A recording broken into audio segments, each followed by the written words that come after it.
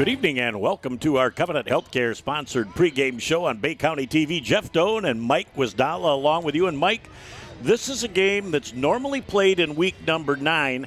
We were having to flip-flop our thoughts between Central Western and this game, but now they play it in week 7, week 4, whatever your preference, and we are excited to be here. We really are, Jeff, and we were politicking last year to see if we could get that game, maybe on the Friday or Saturday or whatever to, so it would be opposite the Western Central game. But we got fortunate this year. It's in week 4 or week 7, whatever you want to call. But we've been waiting for this football game between the Garber Dukes and the John Glenn Bobcats for quite a while now. Now you've got a 2-1 Garber team that started off the season 2-0. And then in week number 3 played arguably the best team in the Tri-Valley and could be one of the premier teams in the entire state in Frankenmuth. Well, Frankenmuth is just a machine out there, Jeff. They do a fantastic job out there. And, the Eagles come ready to play. Garber played very well, but Frankenmuth won that game. It's going to be interesting tonight to see how the Garber Dukes react against the John Glenn Bobcats after that loss last week. Well, I think they'll be hungry because I know that they anticipated being extremely good this year, and when you get beat, it's always a little bit humbling, but not always a bad thing. Well, and they didn't play really bad last week, Jeff. Logan Anthony, he had 86 yards in the TD, and Tommy Shapansky was 20 for 39, threw it up for 252. Logan Hugo, 4 for 72. So, they got the ball in the air. They did some nice things. Offensive line opened some holes. They got a little bit of the running game going. I think the key tonight is they got to run the football tonight to set up for the passing game. Well, and the defense from Garber has been stellar this year because people look and they, gave up 30-something to Frankenmuth, but they're going to put a 50 spot up on a lot of people this year. Yeah, they're really good. That's just a good football team, Jeff. We had the opportunity to see Garber play the Birch Run Panthers opening game of the season. I thought that defense was really, really impressive against a pretty good Birch Run team. So, offensively, I think they need to run the ball. Defensively, if they just stay solid and don't commit those unforced errors, I think they're going to be okay tonight. Well, they've got a trifecta. They've got Swarthout and Van Sumeren, and then Christie in the middle. That triangle really sets the tempo defensively. That's not a bad group of kids right there to hang your hat on, is it? Not at all. I think that's a good way to go, Jeff. I'm looking for good things tonight from the Dukes. 1-2 on the year for the John Glenn Bobcats, and they started with an impressive victory.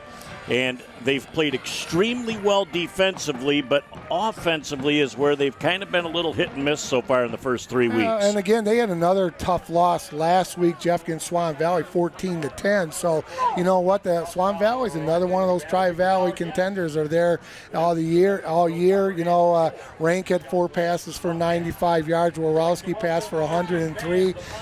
They had 150 yards on the ground. That on the ground goes back to the old John Loop days when it's 3 yards in a cloud of dust. So, that combination, get some balance right there and get the running game going, and the passing game is right where you want it. I think the Bobcats will be tough also tonight.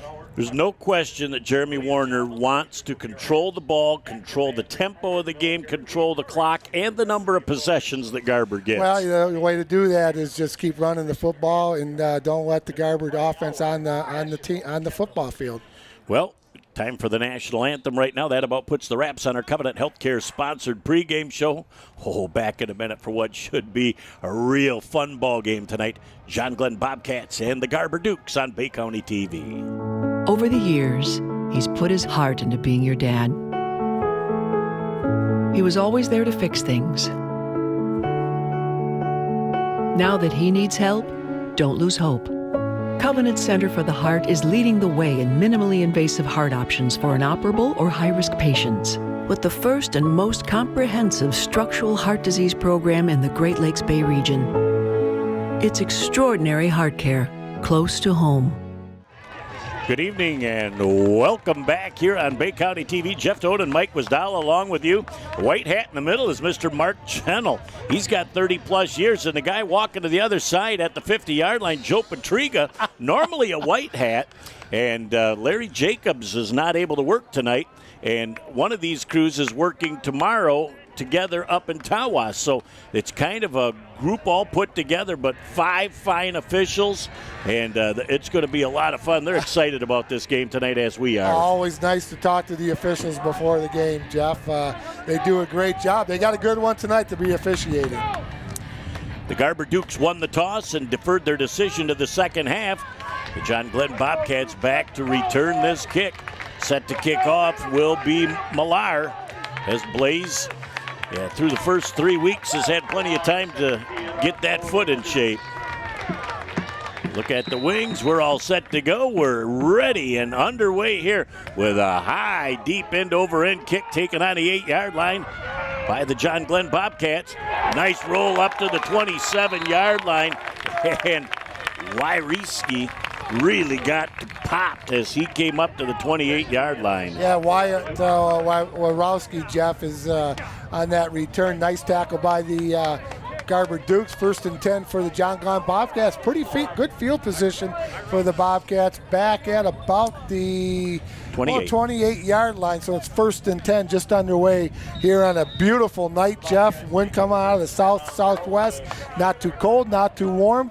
Outstanding night for football. Well, this is a perfect weather night for football, for fans and for players.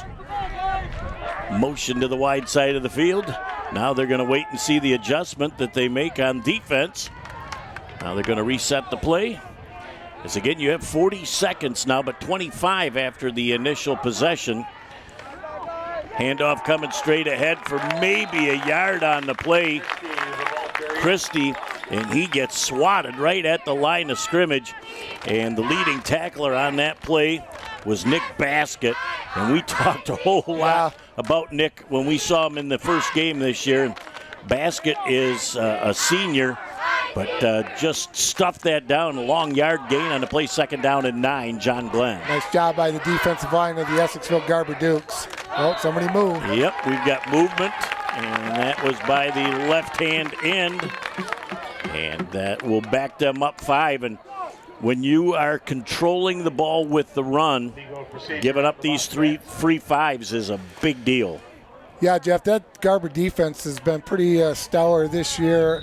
We've watched them the first game of the year, did a really nice job. They got a big offensive line that likes to dominate the other offensive line of the Bobcats. So a tough break for Bobcats, going to send them back, and it'll be 2nd down and 14 for John Glenn. Boy, and look, they've got Swarthout and Van Sumeren both together. And they're just trying to look for people, as it looks like Christie on the inside gets a nice gain out to over the 32. But you saw Van Sumeren, he came untouched into the backfield. Nope, running back doesn't have it. I'm going to go to the quarterback. Whoop, he doesn't have it. Who else has got it? He put his hands on 2 people in a hurry.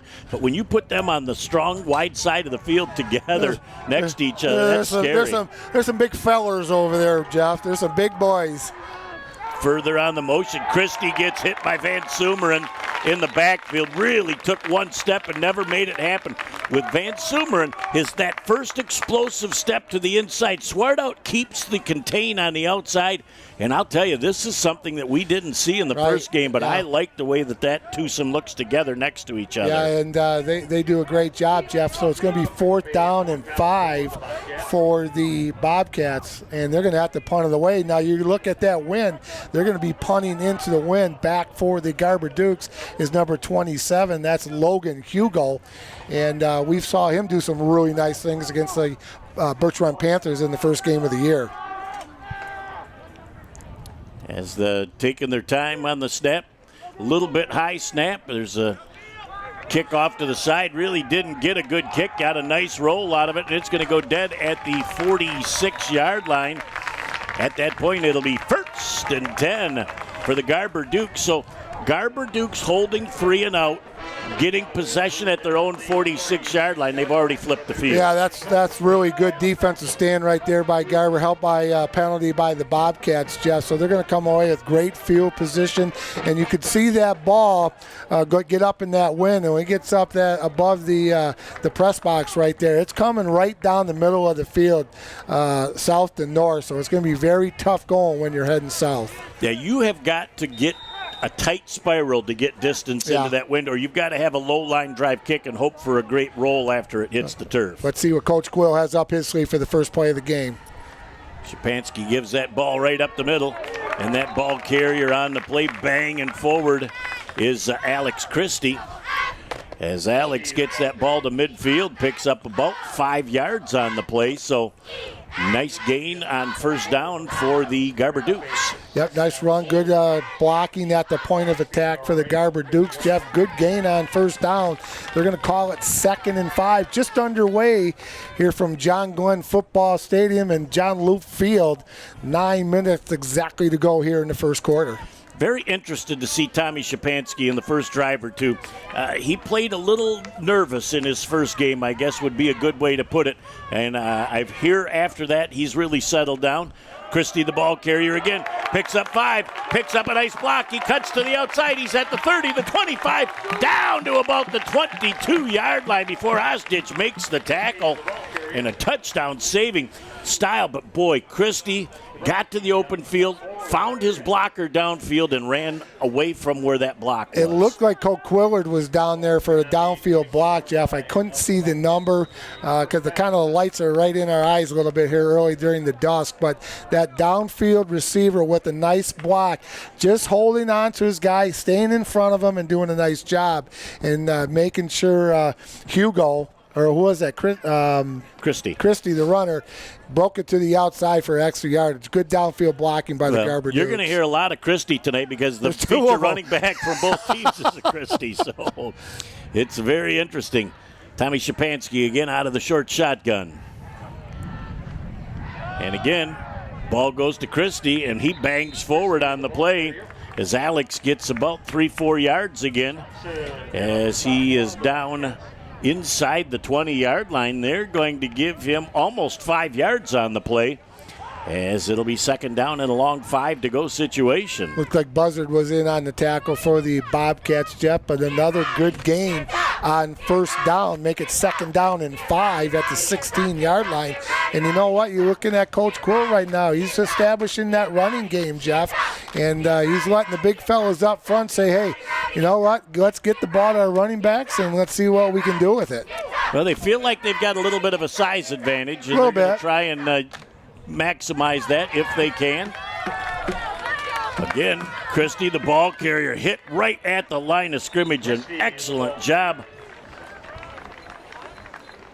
As we're looking for the tacklers on that play, one of them was number 69 on the play, Parker Gino. So he had plenty of help and company on the play, but virtually no gain. 3rd down and 5. Probably 4-down territory, though, Coach. No doubt about it. Going to be 4-down territory for Coach Quill and the Dukes, Jeff. This is a briskly played first quarter. We're under 7.5 minutes already. 3rd down and 6 for the Garber Dukes at the Bay City John Glenn 17-yard line.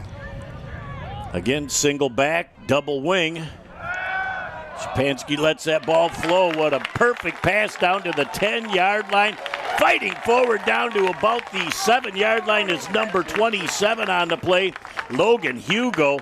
What a great job of catching that ball and pushing forward. Yeah, good 2nd, 3rd, and 4th effort by Hugo. Jeff, I think they picked up that first down. It's going to be 1st and 10, 1st and goal to goal for the Essexville Garber Dukes at the John Glenn 7-yard line. 7 minutes exactly to go here in the first quarter. Tommy put it right where he had to, Jeff. Indeed it was, as we go up to the line of scrimmage now. Again, the fresh set of downs for the Garber Dukes. Christie going up the middle, has a slight seam, gets inside the 5 to about the 4-yard line. Number 54 led the tacklers on that, Mayer. Nice job by Mayer, the linebacker for the Meyer, for the Bobcats. 2nd down and goal to go. We got a couple there, Jeff. We'll call it 2nd down and goal to go at the John Glenn 5-yard line for the Essexville Garber Dukes. Again, Garber Dukes are just doing a wonderful job of controlling the line of scrimmage. And it's a huge defensive stand early on here for the John Glenn Bobcats. Christie to the outside, cuts back to the inside. 5, 4, 3, 2, 1. He's into the end zone. It's an Essexville Garber Duke touchdown. That was a very, very nice series right there, Jeff. I think they only had one pass on that, kept it on the ground. Little ground chuck for the Garber Dukes, getting it into the end zone. Now, we talked again earlier that Shapansky was a little antsy in his first game. What better way to come out and control the run, play action pass? He's 1 for 1 on the pass. It was an easy pass for him to complete. Yep. And you could not have scripted it better for Coach Coquillard. The extra point is up, and it is plenty long, and it's good. Timeout on the field with 6:08 left in our first quarter of play, and it's 7-0 Garber over John Glenn. Hey, Jeff, we got a couple of new sponsors on the program tonight. How about Coonan's Irish Hub at 1004 North Johnson Street in Bay City, a neighborhood destination where everyone is family. New outdoor heated patio coming soon for safe dining or relaxing. Great food and refreshments in a friendly atmosphere. Stop by at 1004 North Johnson or give them a call at 989-402-1177 or check them out at Coonan'sIrishHub.com. So we haven't been there since Wednesday. Well, you had goulash. Oh, it looked unbelievable. People go, "Oh, anybody can make goulash." No, this was special stuff. It was that was the second helping I had that week, and I'll tell you what, it was great. Thanks to Kim and the gang over at Coonan's Irish Hub over there in the business district on Johnson Street. Blaze Millar set to kick off. He only goes with a 3-step and low line drive kick, and that takes a hop, and that comes down on the play to number 18, Sawicki. He tries to bang forward. A nice return after fumbling the ball back there. I don't say you fumbled it. It takes one of those bad hops, and the next thing you know, you got to pick it up and make it run forward. I guess that was number 10 on the play. Wyrowski.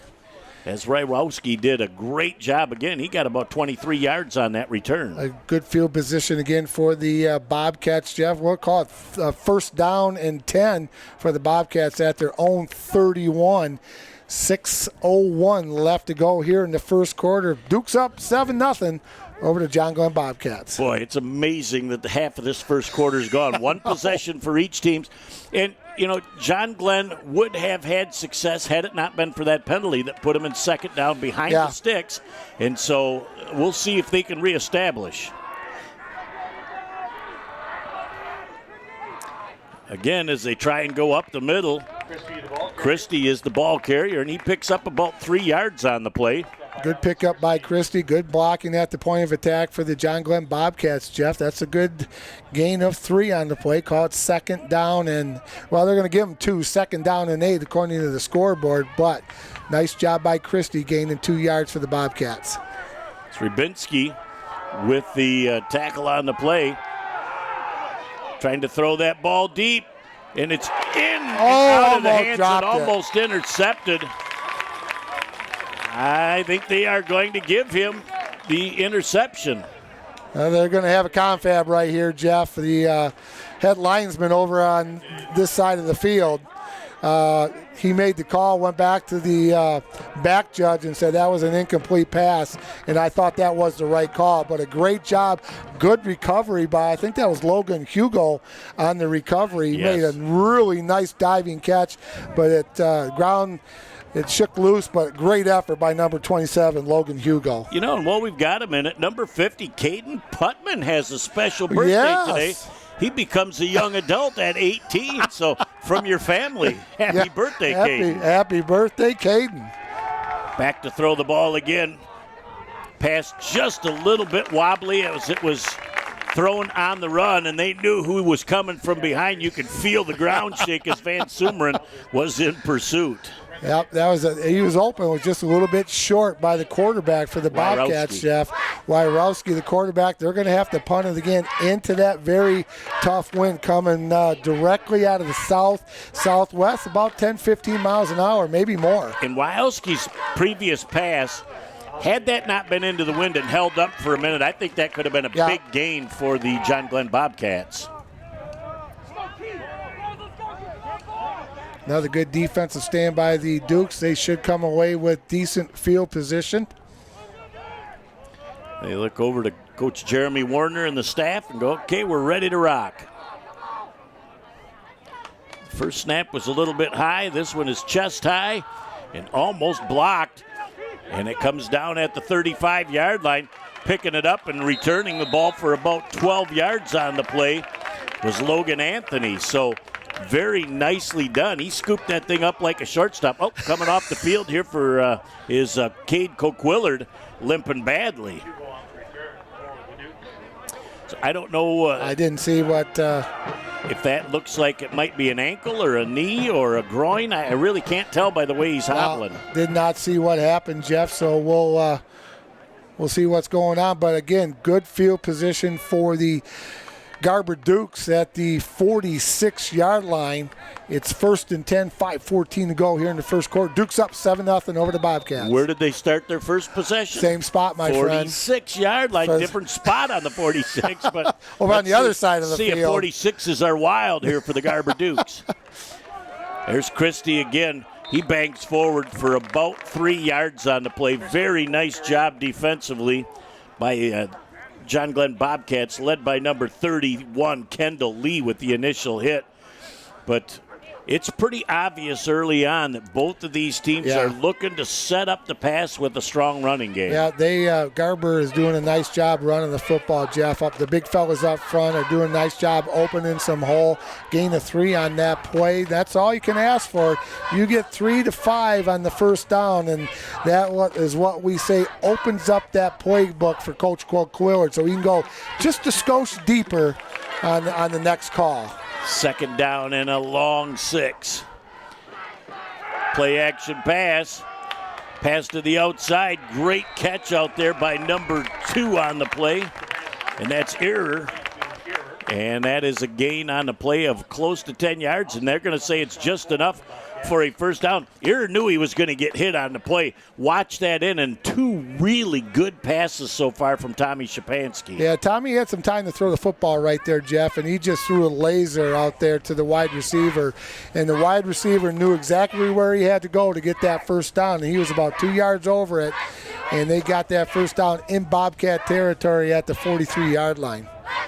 You give that young man plenty of time. He's 6'3", 6'4". He sees over those big offensive linemen. And he's got a cannon. Yeah, he's got a gun on him, no doubt. Ball carrier up the middle is Christie, and Alex bangs forward for a couple of yards to the 40-yard line. Boy, you don't want to be a linebacker waiting to fill the gap when you got Alex and Super coming flying through the hole. Good gain on the play for the Dukes, Jeff. Host of Bobcats in on the tackle right there. I think it was led by number 77. That does not look like you have a number for that fella. We will try to get that as soon as possible.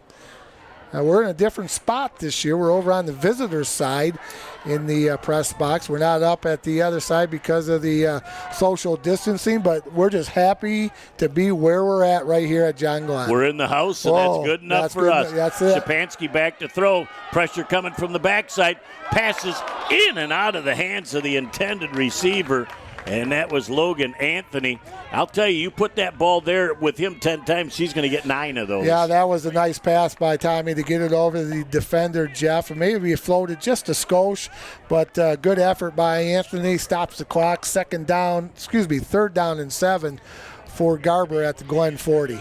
When he threw that ball with the wind, that's where I believe it sailed that extra 3 feet to make it a real tough catch. Yep, that was a right there, a little bit high, but again, you can see the gun that Shapansky has on him.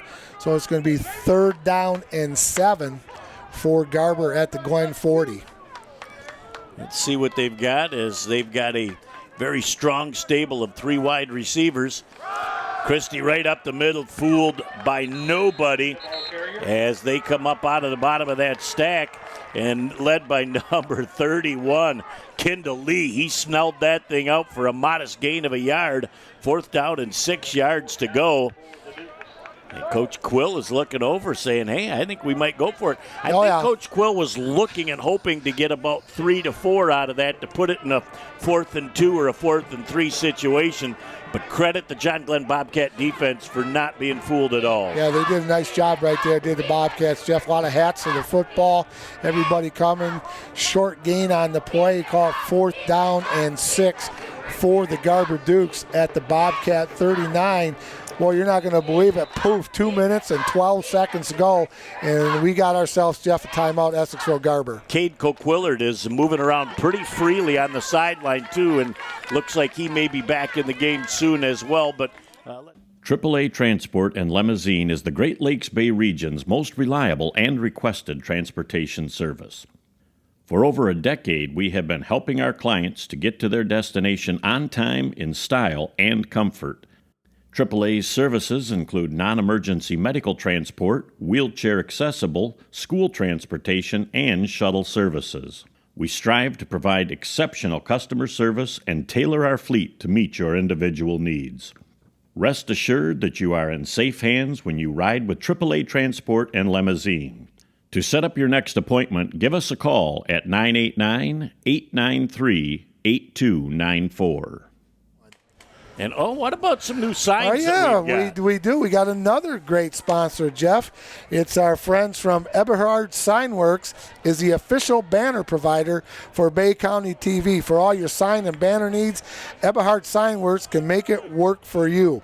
A family-owned business that's been around for many years with customer service that is second to none.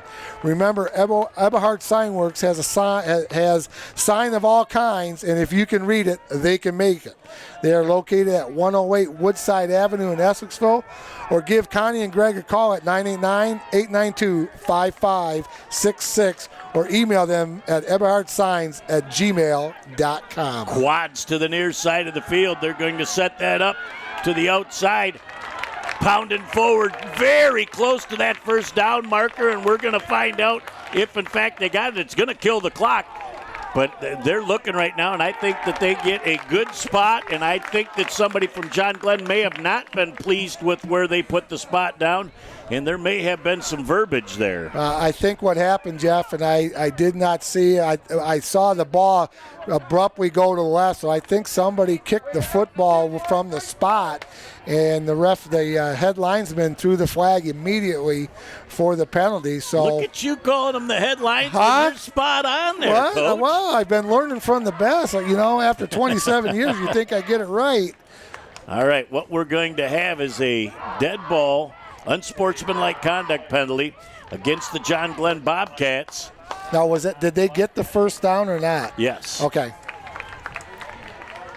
So, you saw them kick the ball. I didn't know if it was that or verbiage. I did not see the kick, but I thought that they may have questioned that spot. It was a very, very close to the first down spot.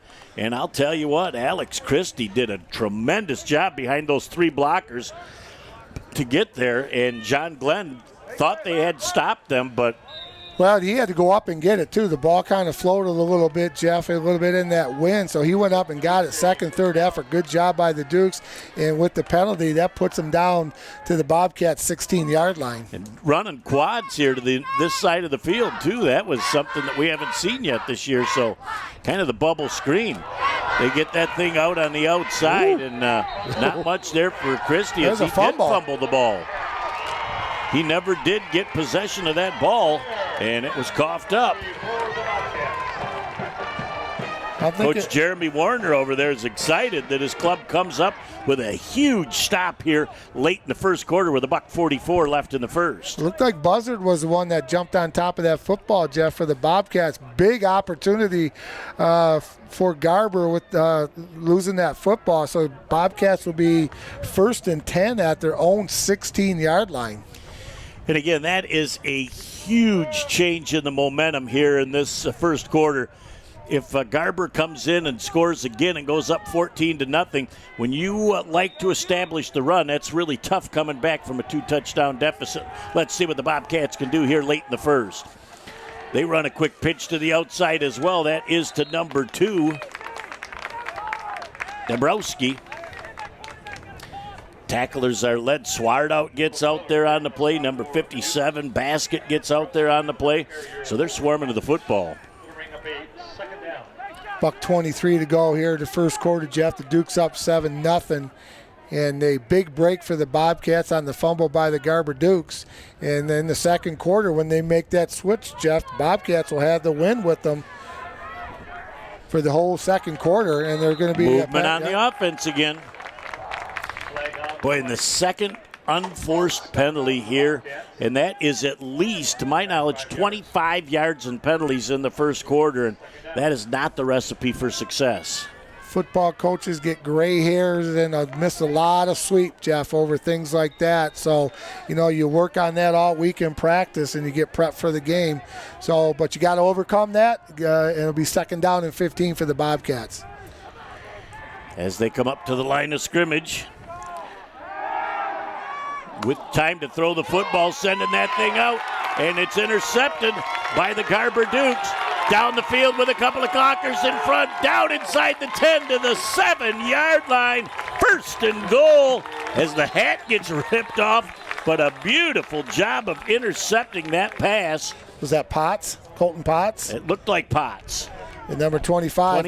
Yep. Number 25, Colton Potts. And he did a nice job just kind of back there with ball. It's just a skosh high to the John Glenn receiver. Big opportunity right here for the Garber Dukes. Be 1st and 10, or is it going to be 1st and goal to goal at the 10-yard line? Nope, they're going to have it officially at the 8. Okay, 1st and goal to go at the 8. In this interception, Potts goes up to the highest point and gets it. He breaks a tackle at about the 45-yard line and then picked up a nice set of blockers downfield, just waited long enough for them to go, and then he said, the blockers aren't left. I'm just going to drop the head and shoulder and push forward. So great yards after the interception puts the Dukes down at a 1st and goal. Wow, what a big opportunity for Garber right here, Jeff, and the John Glenn defense is going to have to stiffen up right here. 1st and goal to go for the Dukes. Well, you got Van Sumeren in the backfield. He cuts to the outside. Little stiff arm. 5, 4, 3, 2, 1. He's into the end zone. It's an Essexville Garber Duke touchdown. Wow, everybody looked Christie up the middle, and he got a cave-in block from his left tackle, and he just had one little, maybe a token stiff arm on the outside, and he walked unmolested into the end zone. Nice job by Van Sumeren. 13-0, Jeff. 40.2 ticks to go. Wow, what a big touchdown for Essexville Garber here towards the end of the first quarter. Turn of events, followed by a turn of events, followed by a touchdown.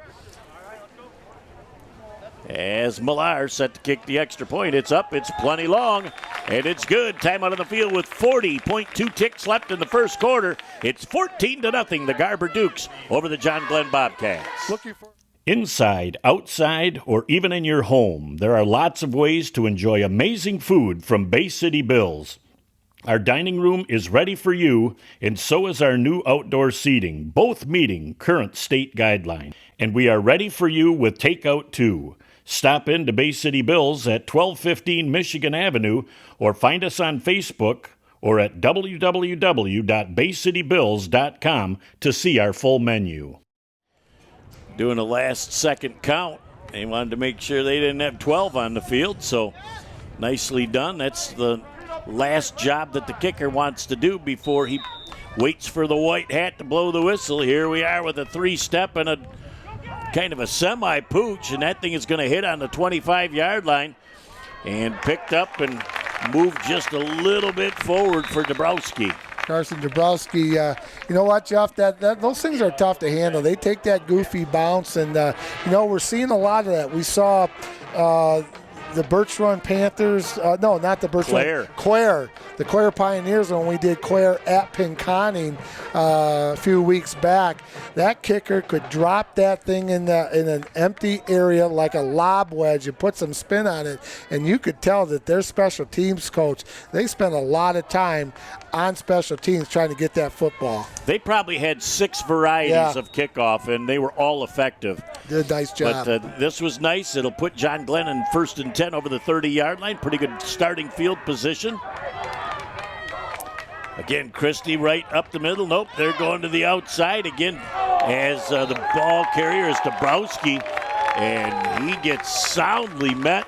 Hugo. Very close to the line of scrimmage. That was number 27, Logan Hugo, with the big hit out there, Jeff. Did a nice job. Good balance. Good, squaring up and getting right in there, making that tackle. They gained about 3 on the play. Call it 2nd down and 7 for the Bobcats here at the end of the first quarter. He squared up good. He had outside leverage, and he closed on it in a hurry. And that is the end of our first quarter of play. And our score, the Essexville Garber Dukes 14 and the Bay City John Glenn Bobcats nothing. Village Towing and Auto Repair of Caucaulin and Bay City is here to help you in your hour of need with fast and friendly service. With over 30 years of towing experience, we know how to get the job done quickly and safely.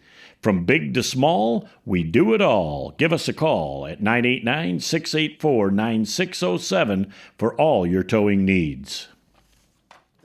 Speaking from experience, I've been out there a few times in my day. Great customer service, great guys, always willing to help and do a fine job repairing vehicles. And you know it's fixed right the first time. Yep.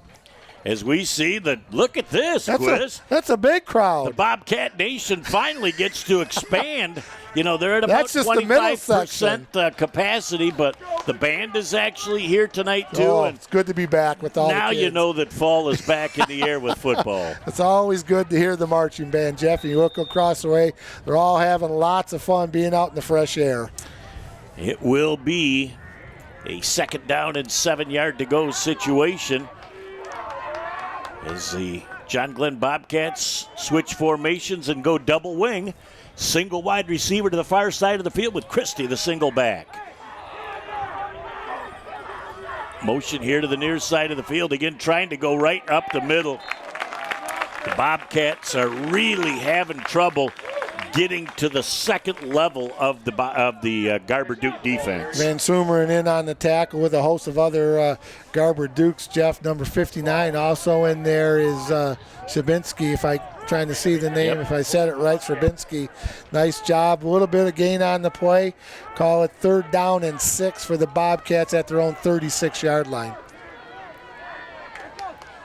As they try and roll that thing up the middle, and somebody's hat comes flying off, and that is number 57's hat, Brock's.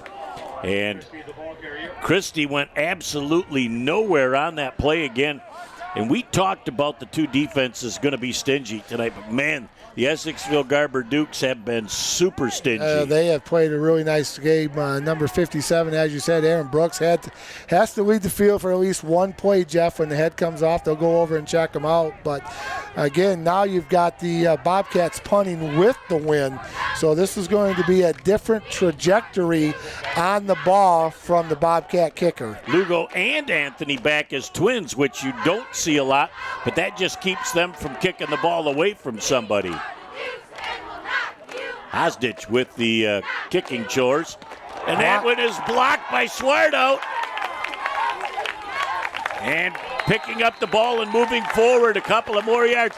6'7" with the wingspan of an 8-footer. He just got into the backfield and stretched those big long arms out, and that paw hit a lot of leather. Yeah, I tell you what, Jeff, that was really nice. Just get the hands up. The kicker kicked it right into that big old paw, and it's going to be 1st and 10 for the Garber Dukes at the John Glenn 24-yard line. And you're right, 6'8", but man, he's got the wingspan of a 767 going in there. So big opportunity again for Essexville Garber. This, I'm going to tell you right now, defensive stand-wise for the John Glenn Bobcats could make or break this game. I know there's a lot of time left in the game, but if the Bobcats hold here, they're still really within this game. If the Dukes score with all that momentum and 3 touchdowns here in the first half, it's going to be a chore for the Bobcats. I think the delay of game, Jeff, we'll have to see the... Yep. It doesn't matter if you call timeout if the officials don't hear the timeout. And so now I think that what they're going to do is they're going to talk things over and... Yep. This is when you blow the whistle for a play, Mike, it's one good, long, strong. When you need to get the officials' attention, it's a beep, beep, beep, beep. You want to just twirl it hard and fast to alert them that something is going on. I think they may allow this timeout to happen without the 5-yard penalty. We're going to see the referee and the head lineman had a chat about it. So let's see what happens. They are going to wave the flag, and they are going to issue the timeout. At Covenant Healthcare, we lead with the most advanced technology. We lead with the most experienced, comprehensive medical and surgical teams. We lead with partnerships to teach our future doctors, and with organizations who help us bring world-renowned care close to home. We lead because our patients are at the center of everything we do. Covenant Healthcare, extraordinary care for every generation. Coach Quillard got to have a little bit of a smirk on his face. It's way too early to smile because there's still a lot of football left. But this is a huge series for both teams now, Mike. 10:44 to go here in the first half. Jeff Duke's up 14-0 with great field position. They're going to fake that and go down the field just into the fingertips. What a great catch for number 22, Logan Anthony. He's into the end zone. It's an Essexville Garber Duke touchdown. Nice job right there by Logan, stretching out as far as he could, Jeff, and Tommy put it right there over everybody, all the defenders. Logan stretched out, got that football, big touchdown for the Garber Dukes, make it 20-0. The play fake on the run froze the defense, just peeked into the backfield long enough to allow the receiver to fly by him. And again, fingertip catch, great concentration and a finish. Millar with the extra point is up, and it's good. Time out of the field with 10:39 left in our first half of play. A surprise to some. The Garber Dukes on top, 21-0. Jeff, tonight's game is brought to everybody by Coonan's Irish Hub. They're known for its traditional fare with an Irish twist and a fun and friendly atmosphere. Coonan's Irish Hub is located in the historic Johnson Street district. It was renovated in 2011 with an atmosphere of traditional Ireland while maintaining a family-friendly local appeal that makes it unique from other area establishments. Coonan's also has daily specials with all the games on, great music, keno, and a friendly staff. Coonan's Irish Hub has something for everyone. Stop in and see everybody at Coonan's Irish Hub today, 1004 North Johnson, or give them a call at 989-402-1177. Or all you got to do is check them out at Coonan'sIrishHub.com. Again, one turnover for John Glenn turned into a touchdown. A blocked punt, one play. They smelled blood, and they went for the end zone and came up with a huge play in this ball game. Now I think the John Glenn Bobcats have to change their approach offensively a little bit to try and get back into this game. That ball is out of bounds by about 6 inches. Nice hustle by number 27. I think that's Logan Hugo, Jeff. He got down that sideline fairly quick, but I think the ball went out of bounds. So where do you want this, Quiz? I'm going to have them kick that. Well, no, I'm going to take it right there at the spot it went out of bounds. Well, where it goes out of bounds is where you want to take it because you get a +5. Right. At the 40-yard line. So you're going to get it at the 40-yard line. Right, so I'll take it instead of just taking it at the 35 if it had gone past that point. I think they're going to take it at the 40-yard line, move it 5 yards up, unless they saw something different.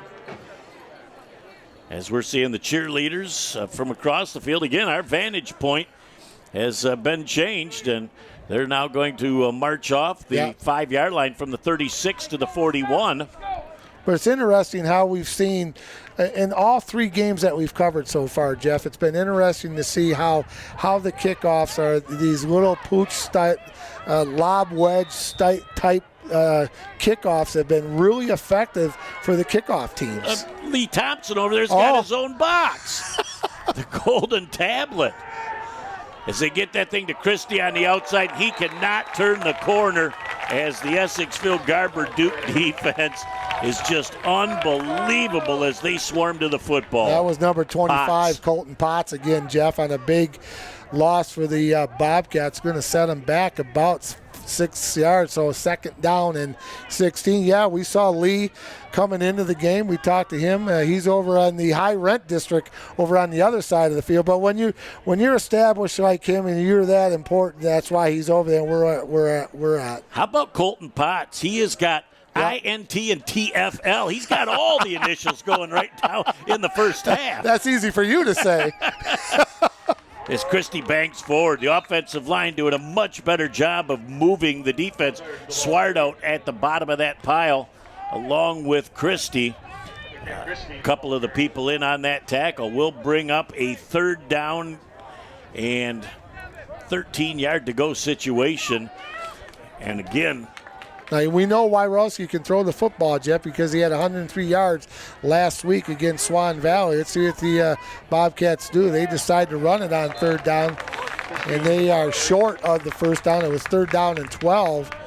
Potts, Christie, Matt Van Sumeren, they were all there. Swart out, game over, and they're just really controlling the line of scrimmage in this game so far. See, as Coach Warner's got up his sleeve here on 4th down and 11 with exactly 9 minutes to go. And John Glenn is going to take a timeout. That timeout comes with 8:57 left in our first half, 21-0. The Dukes on top over the Bobcats from John Glenn. Inside, outside, or even in your home, there are lots of ways to enjoy amazing food from Bay City Bills. Our dining room is ready for you, and so is our new outdoor seating, both meeting current state guidelines. And we are ready for you with takeout too. Stop in to Bay City Bills at 1215 Michigan Avenue, or find us on Facebook or at www.baycitybills.com to see our full menu. Also, Jeff, want to say a special thanks to our friends at Shirts, Mugs, and More, the official apparel provider for Bay County TV Sports. And again, they've been with us since day one, Jeff, and we both got the gray sweater vest on tonight. Looking, as always, you're looking awful dapper. Well, you know, I look average until I get Shirts, Mugs, and More apparel on. I bring myself to new heights. Bobcats decided to punt that football away, just getting that kick away. And very nice job of just letting it roll out of bounds. Didn't want to take a chance. Looked like number 22 over there, Logan Anthony. So starting field position looks like it's going to be just inside the 30, call it maybe the 28-yard line. It'll be 1st and 10 for the Essexville Garber Dukes. Logan Anthony with a good decision. Just get away from it, Jeff. And they'll be 1st and 10 for the Garber Dukes. Looks like you're right about the 33, 34-yard line. But a 21-0 lead. Jeff, 8:51. And I think the word that we're looking for to describe the Garber Dukes tonight is opportunistic. They took advantage of the interceptions and the block punt, and have done a nice job making the score 21-0. And I think they learned a lot from last week's game against Frankenmuth. Christie, the ball carrier, brings that thing forward up over the 30-yard line to about the 33-yard line for a solid gain of almost 6 yards on the play, as the offensive line for the Essexville Garber Dukes just seems to be neutralizing that defensive line of scrimmage. Looks like Gino in on the tackle for the Bobcats. Jeff, gain of 6 on the play. And again, an impressive yardage on first down all night long for the Garber Dukes, gaining 6 right there. And again, when you can get 3 or more on first down, you really give yourself a ton of opportunities to run just about any play that you want. I think that they are going to try and keep this ball down on the ground. But, you know, me trying to outguess Coach Coquillard, not the smartest thing I've ever tried to do in the world. Christie bangs forward for a couple of yards out to the 35-yard line. That's going to bring up a situation where it'll be 3rd down and about 3, as tacklers on the play were led by number 54, Meyer. Another good game, Jeff, called 3rd down and 4. It's a long 4 for the Garber Dukes. But as we like to say, it's a manageable 4 yards here on 3rd down for Garber. So we'll see what Coach Coquillard has up your sleeve. And you're right, we have tried out guessing these coaches for 27 years, and I think you've been right once, and I know I haven't been right at all in 27 years. Once I was right once, I stopped guessing. That was 27 years ago. That made me one for about 210. Twins to the near side of the field. Shapansky back. They flip that thing out to Van Sumer, and he makes the first person miss, falls forward for that all-important extra 2 yards after contact, brought down on the play by Wisniewski. How would you like to be a 175-pounder and see this 270-pound train? I watched him on YouTube this week, 17 reps at 315 pounds on the bench press, wow. And he's a junior. Wow. I don't think I've done 17 reps in my whole life that added up to 315 pounds. Back in the day, that was my max one time, and it's gone south since. Way south. Way south. 1st and 10 again for the Garber Dukes. Christie comes forward. Nice job by the defense to hold him to a minimal gain. Tacklers on the play led by 69, Gino, as, again, falling forward to finish the play for positive gain, a modest gain of 3 on the play, 2nd down and 7. Buzzard also in on the tackle tonight, Jeff. He's had a nice game for the Bobcats, and we've said it many times. Good, solid running backs. They are taught when they're running, getting that extra yards, always try to fall forward, get that extra 2, maybe 3 yards to pick up 2nd down and 8 for the Garber Dukes. Potts, the change of pace back, is next to Shapansky right now. He's the home run hitter. He bangs forward. Man, does he get hit by a linebacker on that play. And what an excellent finish that time by number 54, Meyer. He absolutely straightened Potts up. You know, give Potts credit. He gained 4 yards on the play, but boy, he paid the price for it because Meyer really unloaded. That was a nice tackle by the junior from the Bobcats, Joseph Meyer. Class of 2022 for the Bobcats. Really nice job. Good gain on the play. 3rd down, and we're going to call it about 6 for the Garber Dukes right at the 44-yard line. Well, and you've got Alex Van Sumeren and Christie both getting a blow on the sideline. Shapansky with a nice out throw, and that ball is going to be considered down on the play at the 48-yard line. It is going to be 1st and 10 for the Garber Dukes. Shapansky has made all the right throws tonight, put them on time and on target. Let's see what Coach Quill is going to do on 4th down and 8. Or did they? Oh, they called that a first down. First down, yeah. Yeah. So it's going to be 1st and 10 for the Dukes at the 47-yard line of John Glenn. And I think if we look to the other side of the field, you've got somebody looking for an explanation right now of how that was down. Jeremy Warner not happy with that call, and it was right in front of us, Mike, and I actually could not tell if his knee went down before he lost the football, but the head linesman was right in front of it. Christie, the ball carrier, and he bangs forward for a modest gain of a couple of yards, and man, the defense led by number 77. I wish we had a name for that young man, but he really clogged up the middle on that one. He's a big drink of water, Jeff. Good gain on the play for the Dukes. Called 2nd down and 8, 4:54 and counting to go here in the first half. Garber up 21-0 over the John Glenn Bobcats. They got a couple of sheriffs on the sideline here for the Garber Dukes. They're just loving the action. They can't play this week, but they want to be all part of the fun. 2nd down and 8 yards to go. Christie takes it outside, gets the corner, picks up a nice seal block, pushes forward for a gain very close to the first down marker. And I believe where Jeff Saluka's got that one marked, it'll be 1st and 10 for the Essexville Garber Dukes with 4:28 and 2 timeouts left in the first half. You said the seal block was by number 22, Logan Anthony, Jeff, out there. He didn't do much, but he just kept 2 players busy from the Bobcats, and that let number 47, Christie, get to the outside to get to that first down. To make a block is one thing. To be able to read that block and run based on how that block is set up makes that play complete. Yep, absolutely. Good vision by Christie. Again, Christie comes to this side of the field, doesn't find anything to the outside, cuts back to the inside. Tacklers led on the play by number 32, Wisniewski. As methodically moving down the field, the Essexville Garber Dukes have controlled the tempo in this first half. A nice job right there by Wisniewski coming up, making that tackle, Jeff. 2nd down and 5. Another good gain. I think that's opportunistic, and gains on first down is going to be the conversation about this first half, Jeff, is that opportunity to get big yards on first down for the Garber Dukes. At 3:25, controlling the tempo, they're going to run this clock down to next to nothing, try and get into the end zone. but they have really done a job in the first half. Christie, the ball carrier, again gets about another 3 or 4 yards as he's down close to the 30-yard line. He might be tickling that first down mark. Nope, it's going to be third down now and about 4, as I couldn't see the head part of the down box there.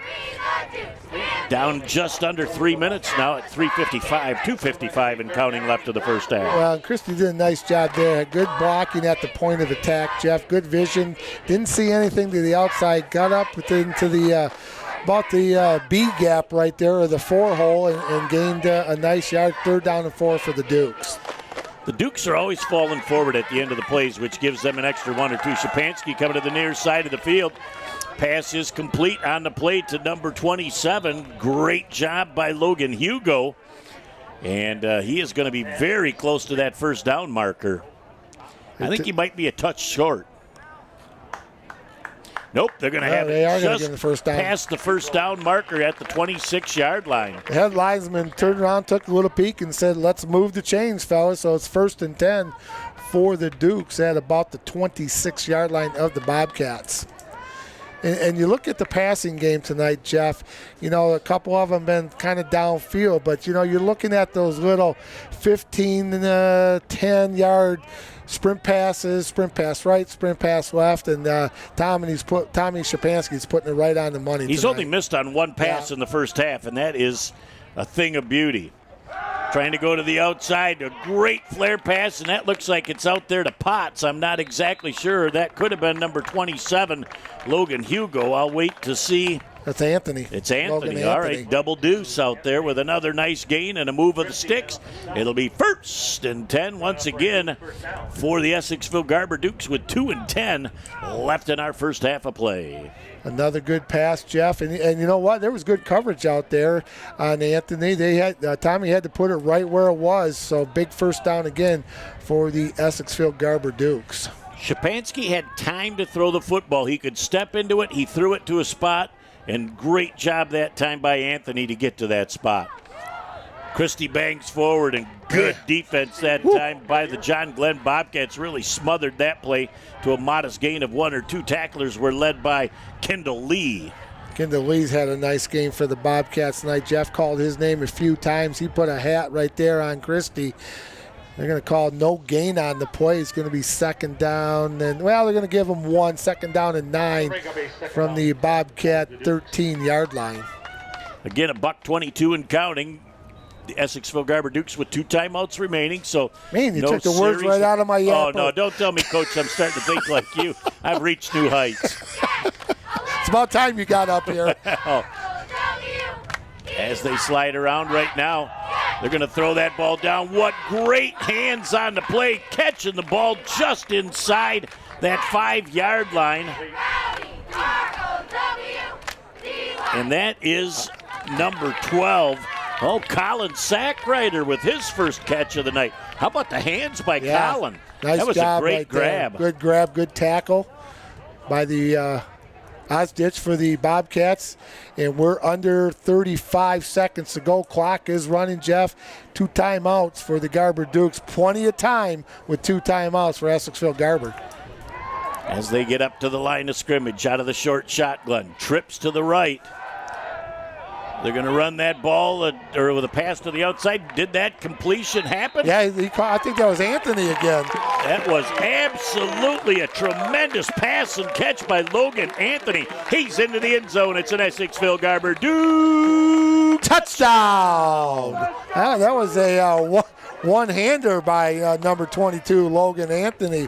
What a great catch. And Tommy put it, threaded the needle in between 2 defenders of the Bobcats, Jeff. He had nowhere else to put it, but Logan went up and did a nice job with that one paw to bring it in. Well, they had the trips out there, so they all spidered out, and he did. He put that between 2 defenders, and there was no room for error in that. The extra point is up, and it's good. Timeout on the clock. 21 ticks left in the first half. 28-0 Garber over John Glenn. Inside, outside, or even in your home, there are lots of ways to enjoy amazing food from Bay City Bills. Our dining room is ready for you, and so is our new outdoor seating, both meeting current state guidelines. And we are ready for you with takeout too. Stop in to Bay City Bills at 1215 Michigan Avenue or find us on Facebook or at www.baycitybills.com to see our full menu. Wait, we're talking about all this food and stuff here. We're trying to do the game. There he is again. There's Lee over there. Look at him. He's leaning out over the press box. I got to find out how a man of his stature can get a whole booth to himself. That's all you have to know. When I grow up, I want to be just like him. Oh, he does a great job, Jeff, with bringing you all the poop from M Live, Bay County Sports, and around the area. Whether you like him, which about 99% of the people do, or the few people that dislike, you can never question that guy's passion and his love of high school sports. He has got articles daily that I read on Facebook that I just wow factor. That he doesn't just throw stuff together. Yep. It's great stuff. And we love having him on the board at the Bay County Sports Hall of Fame also. He's a compendium of knowledge, as I like to say. Yes. Mayer with another little poocher. This one will come up to the 30-yard line. Nice return back up over the 40-yard line for the John Glenn Bobcats. And that would be number 17, Rank, on the return. And on the tackle for the Dukes, number 57, Nick Basket. Saw Mom and Dad walking into the game tonight when we were down at the concession stand, Jeff, talking to a few folks. So it's going to be 1st and 10 for the Bobcats at their own 43. 16.5 seconds to go here in the first half. Garber 28, John Glenn 0. Well, I don't know anybody that could have anticipated this score going into the half unless John Glenn could come up with a huge play here at the end of the first half, Mike. Yeah, I think they'll probably take a knee, Jeff. If, of course, like I said, we've been wrong before, but go in and regroup, look at some things, change a few things, come back out here in the second half and put a good show on. I say wing it. Got the wind. He's going to be back, and he's going to send that thing up in the air, and it's going to be intercepted. Was he out of bounds? Have not seen an indication yet from an official, but they're walking away, so they're going to call it incomplete. Must not have had one of them tootsies on the sideline. Yeah, I think that was the correct call. Like the call by Coach Warner and his staff. You're right, Jeff. Let's wing it, throw it out there, and see what happens. Even if that ball gets intercepted, Mike, with 9.9 seconds left in the first half, there's almost 70 yards from pay dirt. Yep. So we'll find out what they've got. Again, here on the short side of the field, they've got Van Sumeren and Swart out, both just raining havoc on the offense. Boy, they're double teaming him. And a good catch and positive yardage. Get a first down with 3 ticks left. They're going to have to call a timeout so that they've got one last chance to throw it into the end zone. Timeout with 3 seconds left for the John Glenn Bobcats. AAA Transport and Limousine is the Great Lakes Bay region's most reliable and requested transportation service. For over a decade, we have been helping our clients to get to their destination on time, in style, and comfort. AAA's services include non-emergency medical transport, wheelchair accessible, school transportation, and shuttle services. We strive to provide exceptional customer service and tailor our fleet to meet your individual needs. Rest assured that you are in safe hands when you ride with AAA Transport and Limousine. To set up your next appointment, give us a call at 989-893-8294. Uh-oh. There's Dave Schwartz. Oh, yes. One of the 2 great athletic directors here tonight. Obviously, Craig Amer from the John Glenn Bobcats, and we appreciate their hospitality and putting us over in our own booth over here. We're kind of feeling like we got kind of special. Yep, it was. We got some different times going on, Jeff, at the Bobcat administration, and Craig and the gang were very accommodating for us, so we always love it when they roll out the dark blue carpet for us here at John Glenn. As the Bobcats spread it out a little bit, not much time to throw that football. It's picked off, one man to beat. Could be a race to the end zone. 40, 35, 30, 25, 20, 15, 10, 5, 4, 3, 2, 1. Into the end zone. It's an Essexville Garber Duke Touchdown! Penalty flag at the end of this play. It'll be interesting now on this penalty flag if it comes after the touchdown or before the touchdown. It looked like it came post-touchdown. Looked like it was number 17, Matt Van Sumeren, in on that interception, Jeff. He's still got the rock. No, it looks like number 7, excuse me. Was that Millar or was that number 17?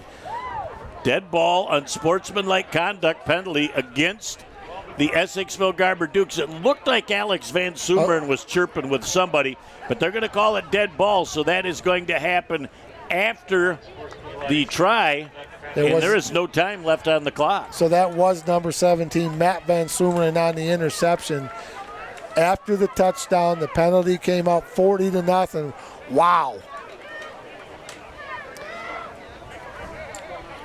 I don't believe they've got the right score. I think it should be 34 right now. Yep, 34. And I believe what they're going to want to do, because they can't get it on the kickoff, is take the 15 yards right now and make it a long extra point. They did change the score back. They must have heard me. I got the abacus out now, and they counted up to 34. Well, if they can hear you over on the other side of the field, they got very good ears. The bell tones must be turned up extra high tonight. Millar with the extra point attempt. The kick is up. It's plenty long. It's through the uprights, and it's good. And that ends our first half of play with our score. The Essexville Garber Dukes 35 and the John Glenn Bobcats nothing. We're going to keep it right here, Mike, and go into our halftime show. I think the tempo of the first half was set by the first series by both teams because John Glenn 3 and out. Garber takes it at the 46 and methodically moved it downfield. Well, and I think, we talked during the game, Jeff, the running game for the Essexville Garber Dukes has been outstanding. The running game, and they have been so opportunistic on that defensive side of the football. Created some turnovers, got some interceptions. Solid game offensively, defensively, and special teams also with the block punt. So you're getting the gamut right now in the game plan for the Essexville Garber Dukes. And I go back to the second offensive play of the game for John Glenn. When they had that false start offensively, they had gotten a fairly good first down game. Then they moved second down back behind the sticks and had to go 3 and out and punt. But after the interception, they go down and score. Then they block that punt and they go down and score. So every opportunity that Garber has had in this first half, they've made happen. Now, if I'm Coach Warner, I'm saying coming out, we're going to kick to start the second half.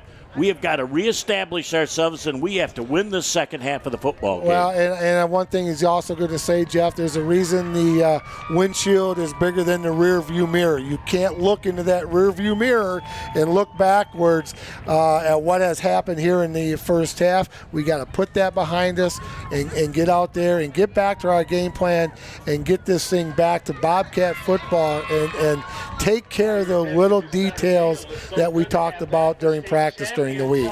Well, we're going to take a quick break, and we're going to come back for the second half as we're a little surprised by the score right now, but the John Glenn Bobcats have got some work to do in the second half, but the Garber Dukes have really made a statement in the first half. Back in a moment for the second half on Bay County TV. So your car is getting towed and you're not sure where to take it? Try Village Towing and Auto Repair. Our expert mechanics are here to help assist you with all your repair needs. We have over 30 years of experience with motor vehicles, so you know you're getting the best work that you can find. Stop by the shop at 2377 South Huron Road in Coquitlam, or give us a call at 989-684-9607. Back here on Bay County TV, Jeff Doan and Mike Wisdala along with you, and boy, you can recap the first half by saying that the Garber Dukes on both sides of the football were dominant. They did a nice job, Jeff, first half. Very opportunistic. Took advantage of all the things, all the mistakes, unfortunately, that the John Glenn Bobcats had. Some interceptions, a block punt, a fumble recovery. So 35-0 here at the beginning of the third quarters. Penalty to end the first half, so the Bobcats will kick off from the Duke 45-yard line with the wind. So they should be able to get this thing down into the end zone. Zodsdich has got a thunder leg on him. And he will. He's going to go for that thing going through the uprights. And, I could not tell. I could see it if the long field goal. Did it go through? Did it go through? It's good. The first 3 of the ball game for the John Glenn Bobcats off the kickoff. That's a poke, too, boy. I'll tell you what. Oh, he's got the super toe. Yes, he does. I mean, that would be like kicking a 55-yarder. And, he was warming up from the 40-yard line early in the warm-up session, and he was getting that ball down there. So 1st and 10 for the Essexville Garber Dukes, and it's imperative for the John Glenn Bobcats to get a stop here and get their hands back on the ball and see if they can get some points on the board. Yeah, Jeff, you're absolutely right. Get the football, get a turnover, get them down on downs, and get that football, put something in the end zone, and get this thing moving for the Bobcats. Shapansky gives that ball up the middle. Looks like Potts is the ball carrier to start the second half. Waiting to have him turn around to see if that was Potts or Christie. It was Christie. Okay. Alex just bounces forward for a nice gain on the play.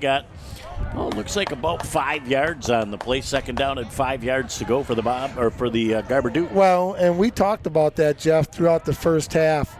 Very good yards gained on first down for the Dukes all game long in the first half. And here they come out again. They get another 5 yards on first down. Boy, what a block to the outside. Christie comes up. Van Sumeren just absolutely kicked out the outside backer for the John Glenn Bobcats. Christie ran up inside that hole, and it was a seal block and a half. Nice job by sophomore Carson Dabrowski for the Bobcats with the open field tackle. Not before Christie picked up a first down. 1st and 10 for the Dukes at the Bobcats at their own 34-yard line. So 14 yards in 2 plays. Christie coming forward again, only picked up a yard or 2 on the play. Great defense that time by the interior of the John Glenn Bobcats. And again, we couldn't find out who that big number 77 was at the half, but he's been active defensively. Yeah, he's done a nice job tonight for the Bobcats, Jeff.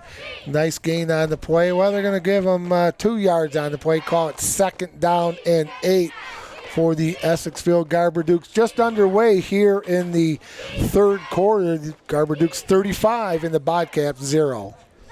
Boy, they have got themselves some talent. I just looked down and Adam Gulvis is on the coaching staff. Oh, really? We remember that for name. The Garber Dukes, and that's back in Jake O'Quillard's days back at Standish Sterling. As another pass complete very close to the first down marker. Error with the catch. Boy, what a treat it is to have 3 wide receivers like that, and then you've got Potts, Christie, and Van Sumeren, and Colin Sackrider. I mean, they just keep pushing buttons, and everybody has great hands. It'll be 3rd down and about the length of a football for a first down. Wywowski in on the coverage for the Bobcats, Jeff, and you're right, about the length of the pigskin for the Garber Dukes for a first down. 9:20 and counting to go here in the third quarter. Christie is the single back next to Shapansky. Wide receivers are twins to the wide side, single to the near side. Quick pass to the outside, and that is incomplete, in and out of the hands of the intended receiver. Logan Hugo might have been peeking downfield before he had his hands on the ball, and he took a shot. I think he took a helmet on the forearm, and he's coming out of the ball game. Could be a little stinger too, Jeff. Maybe got hit. It's just a stinger. It's just a stinger. It's kind of like just a cramp. You know, they hurt for a little bit for 16, 17, 18-year-old men.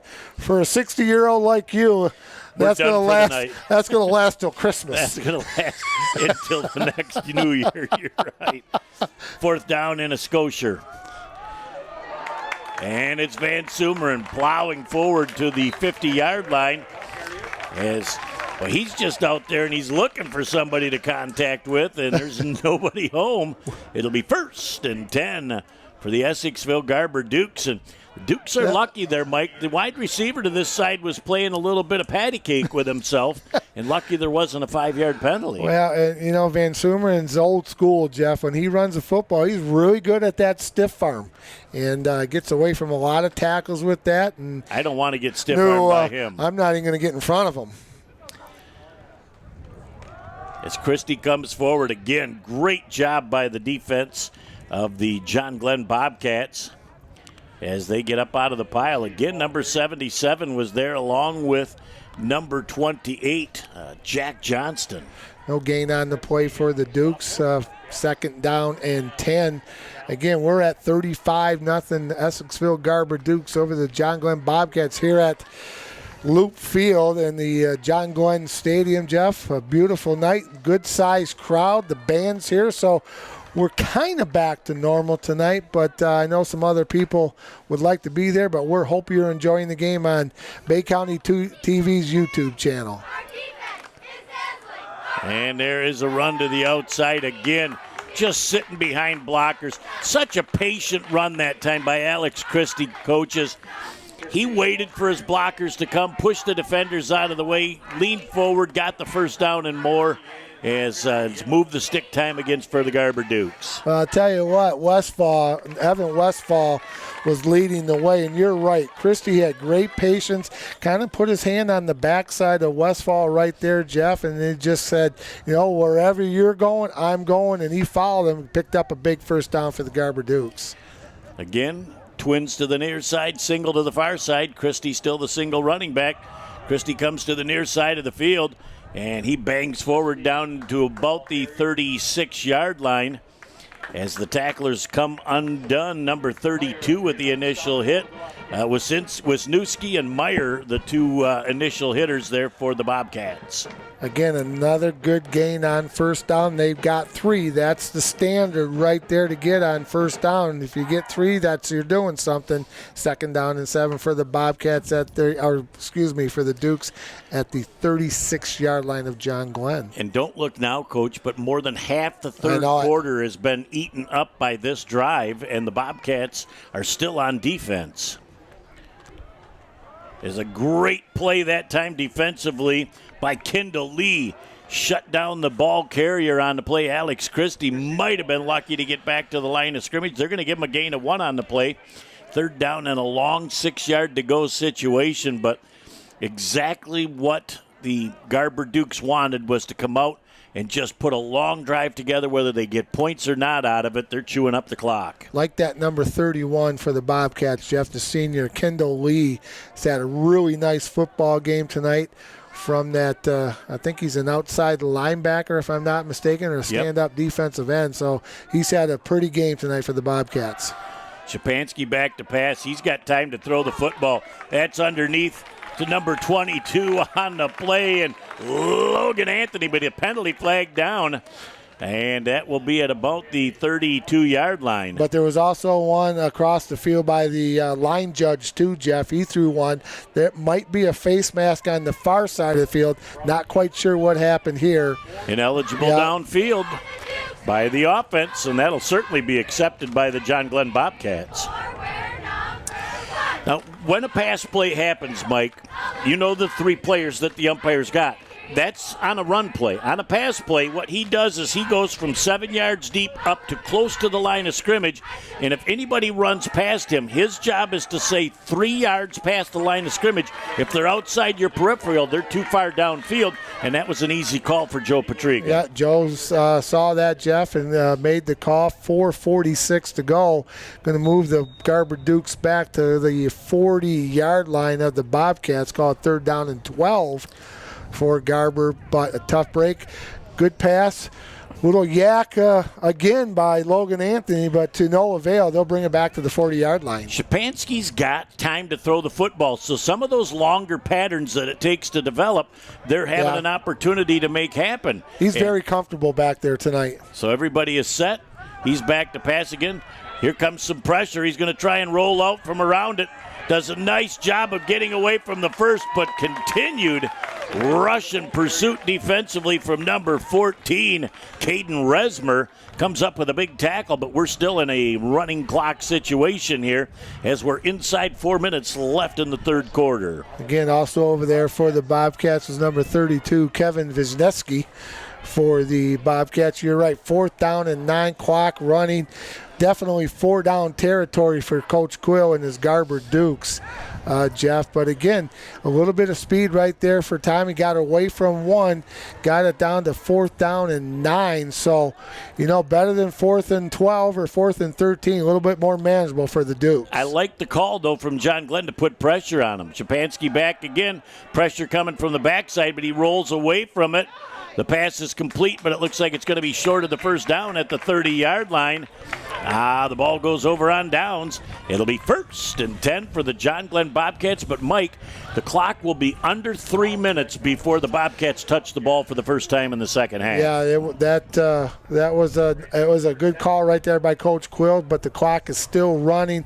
Bobcats will get the ball for the very first time here in the third quarter, and a lot of time off the clock, John. Man, we got about 30 or 40 raccoons over there on the far side of the fence. Oh, those people, they want to be here. They just can't get a ticket because they're hardly any left. So, they're around the outside, and it's okay. They're bringing their snacks and having a good time. 1st and 10 for the John Glenn Bobcats. Christie gets banged hard to the ground. And, I guess who gets up out of that pile is Alex Van Sumeren. Oh, with number 47, Jeff Christie also. Christie and Christie right there. Yeah, it was Christie on Christie, but like I said, Van Sumeren just kind of spun him down to the ground hard. And young Mr. Christie from John Glenn, Caleb, is really going to have his hot tub and cold water bath working tonight because he's really taking it. Just under 2 minutes left in the third. 2nd down and 9. Nice pass complete on the play to number 2. And that's Dabrowski with a great catch and good run after the catch. And that brings him up over the 47 to the 48-yard line. 1st and 10 for John Glenn. And like to see them mix it up with that little pass. Nice pass by Wyrowski to the receiver. Jeff gets it up for a 1st down just inside about the 47-yard line of the Bobcats. 1:20 and counting to go here in the third quarter. Again on the keeper, cutting to the outside. Rowski tries to turn around the corner, gets knocked out of bounds just past that 1st down marker at the 40-yard line. So with $1:07 left in the first half or third quarter, they're probably only going to get one more playoff here before the third quarter ends. Man, Wyrowski got outside that edge. He kicked it into another gear for the Bobcats. He did a nice job. Surveyed the field, didn't like what he saw, tucked it and kept it, ran out of bounds and stopped the clock. Single back is Christie. Pitch to the outside once again. Another nice gain on the play for Dabrowski. As he slides down right now with 35 ticks left, we don't know if the John Glenn Bobcats are going to be able to get another playoff. And I think the Garber Dukes are going to call a timeout here late in the third quarter.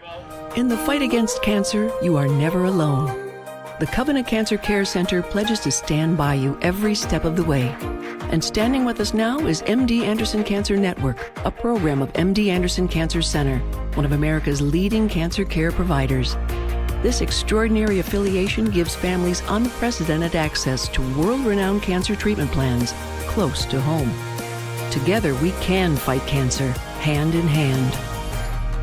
26.6 ticks left in the third. The John Glenn Bobcats with another nice drive here. Christie, the ball carrier, and he absolutely gets stuffed at the line of scrimmage. As you trying to look and see who's turning back, I could not get the number. It might have been Christie, the linebacker, that stepped up, but virtually no gain on the play.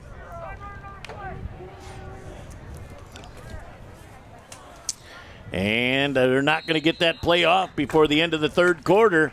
And at the end of the third, it's 35-0. The Essexville Garber Dukes over the Bay City John Glenn Bobcats. Sports give so many opportunities to kids. It gives them an opportunity to see where they fit within a team, persevere, understanding how to work with different personalities. Those are the lessons that will make you a successful adult. As a mom, you have to have an understanding of what concussions are. Concussions are things that are treatable.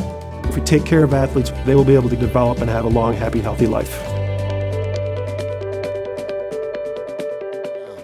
The John Glenn Bobcat marching band not being able to march, but at least able to play and entertain us, and it sure does sound good. Oh, man, it sure does, and it's good to see everybody out that can be out, and the kids having a lot of fun, Jeff, and kind of getting back to some normalcy. Got a good crowd as much as we can get into the stadium tonight, so it's really, really exciting to see things coming back a little bit.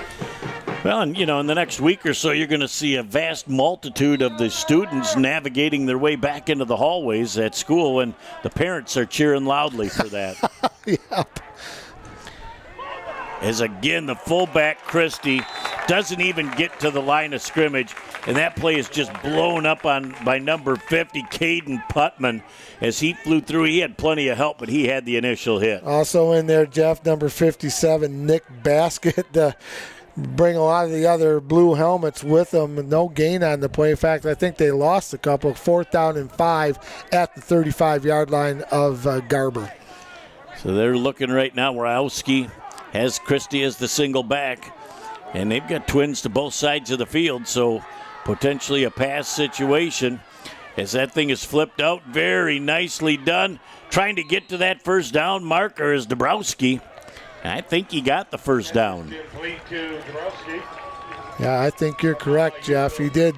Nice second and third effort by Dabrowski, the wide receiver for the Bobcats, to pick up that first down inside the 30-yard line of the Garber Dukes. Wajowski did a great job, too, of floating that pass out and putting it over his shoulder where he could turn upfield for a big gain. Another great play, broken tackle down inside the 10 to the 5-yard line is number 20, Ethan Buzzard. Again, Rowski with a great, quick seam pass and great yards after the catch. Buzzard's had a nice game for the Bobcats tonight, Jeff. He's played very well on both offense and defense. And again, Wajowski put it right where it had to be, and Buzzard, at yards after the catch for that young man, makes it 1st and goal to go for the Bobcats at the Garber 5-yard line. Well, you got to hope that the Bobcats put it in here. And I know if you're a Garber fan, you're hoping for a shutout, but I like to see a little better game. And Christie has that ball. Nope, it's going to be pitched out on the outside, and the Garber Dukes are going to come away with the football. It looked like Christie had it up the middle, and he got stuffed. But Rajowski tried to pitch that ball to the outside. It would have been a loss of about 10 yards on the play. Somebody getting up very slow over there for the John Glenn Bobcats. But going over on downs, it'll be 1st and 10 for the Garber Dukes. And that will continue this running clock here in the 4th quarter. Yeah, it'll be 1st and 10 for Garber at the Bobcat 20-yard line, Jeff. And again, it was goal to goal for the Bobcats, and unfortunately the option play did not work out like Coach Warner would draw it up. So a turnover back over to the Garber, 35-0 to go, 9:15 and counting here in the 4th quarter. Well, and you know that even that 3 and out, the Garber Dukes are going to chew up at least 3 minutes of clock here. So back to pass. Seam pass down the middle. It's complete to number 22 on the play. Logan Anthony, Mr. Yak, 10, 5, 4, 3, 2, 1. He's into the end zone. It's an Essexville Garber Duke Touchdown! Shapansky put that ball dot to dot right on the fingertips. Oh, my goodness. One great downfield block, and he was off to the races. And that's exactly what it was, too, Jeff. And he ran a nice route right there. And Logan Anthony, 80 yards. He goes all the way. What's on his chain there? What's he saying? The Hair of the dog. Beware of the dog. Oh, my goodness. Who let the dogs out? Wow. Boy, that was just an impressive 85-yard one-play drive. That was really nice, Jeff. And again, we said it before, the young man has that knack, yards after catch. So with the extra point blocked, it's 41-0 with 8:55 left in the ball game. Jeff, tonight's game is brought to you by Coonan's Irish Hub, that is known for its traditional fare with an Irish twist in a fun and friendly atmosphere.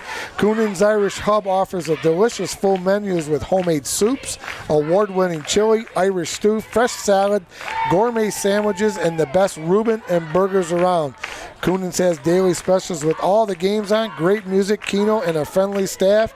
The Irish Hub is something for everyone. Stop in and see everybody at Coonan's Irish Hub, 1004 North Johnson. All you got to do is pick up and give them a call. Also, 99402-1177, or check them out at Coonan'sIrishHub.com. You want to talk about a one-play drive that bears results, but again, our big question mark coming in was the accuracy of Shapansky. I think we have to ask no more. And he's done a nice job. Put it on the money tonight, Jeff. Receivers have made some really good catches, but he had to put it in a certain spot. But, let's give some love to that offensive line. One, they've opened holes tonight, and two, they have protected the quarterback. As that ball slides down, will it get into the end zone? And there's a penalty flag down as that thing cruises down, I believe, to about the 1 yard line.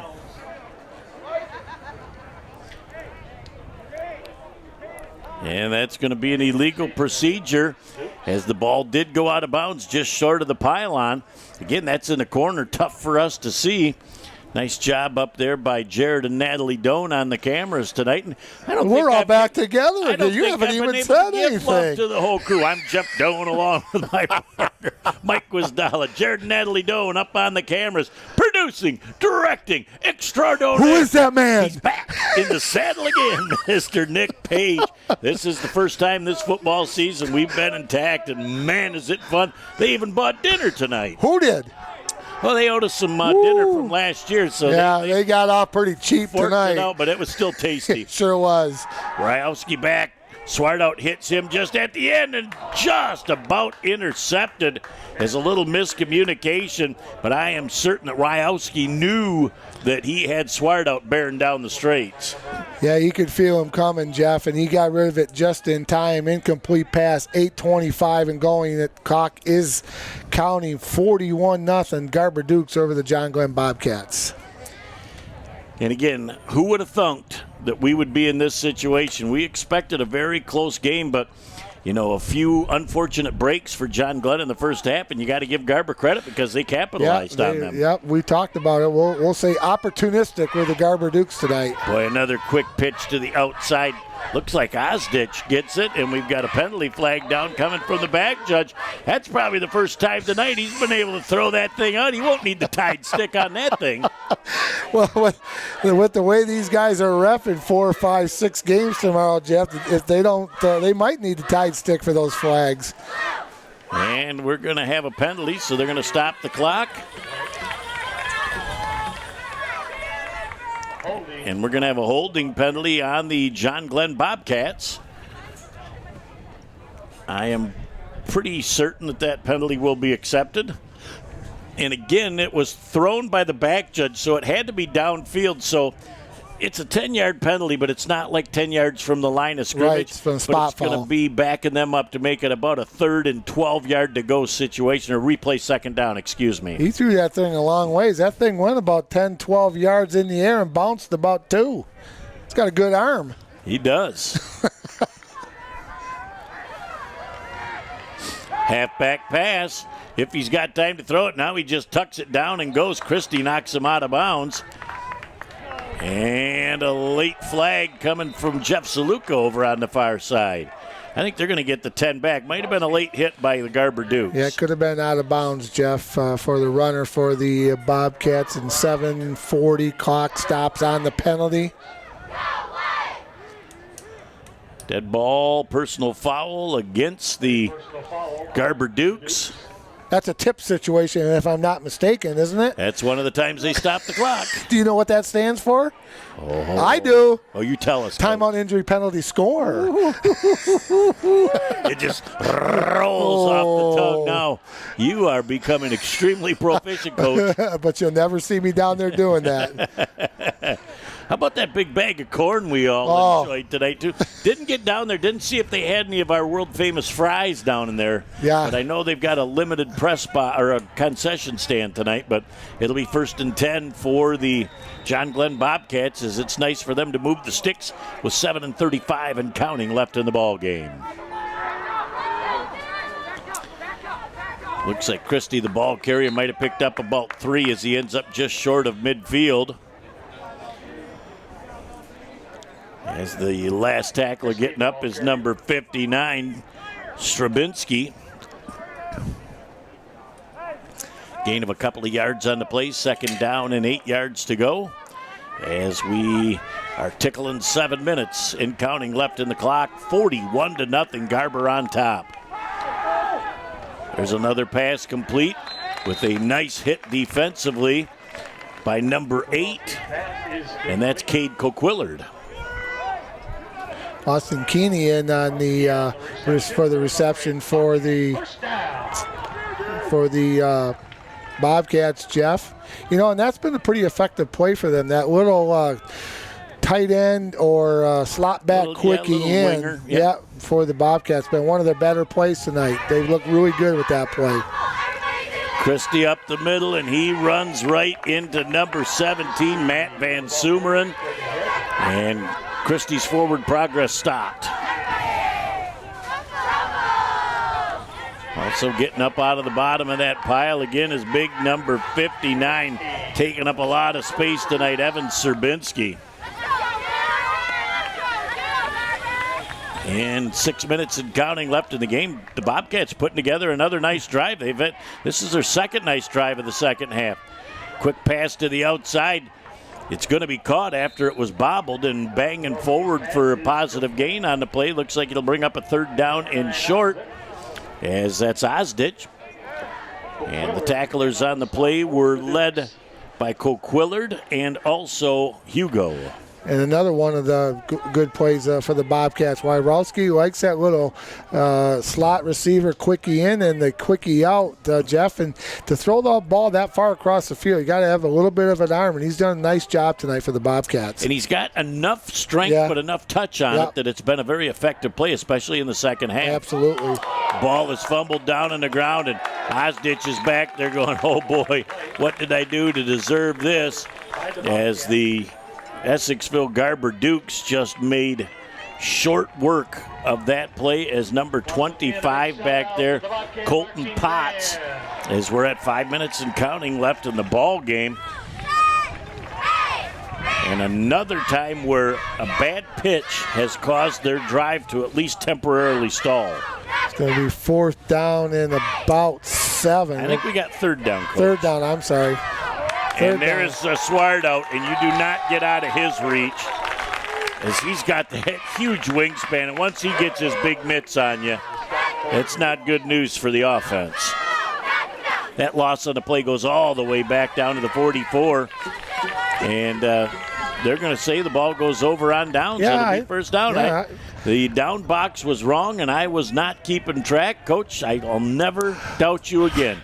My sincerest apologies. My wife's in Ludington for the weekend, so she'll never hear me say I'm sorry.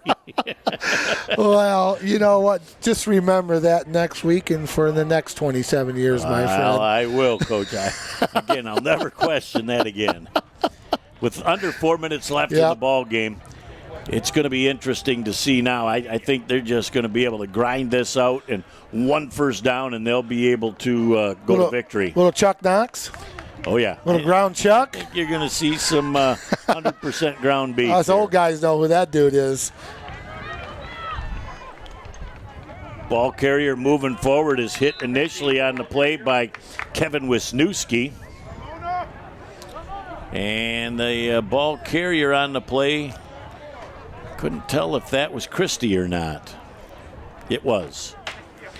So Alex picks up about 4 yards on the play. Second down and 6 yards to go. Again, 41-0 with 3:10 and counting left in the game.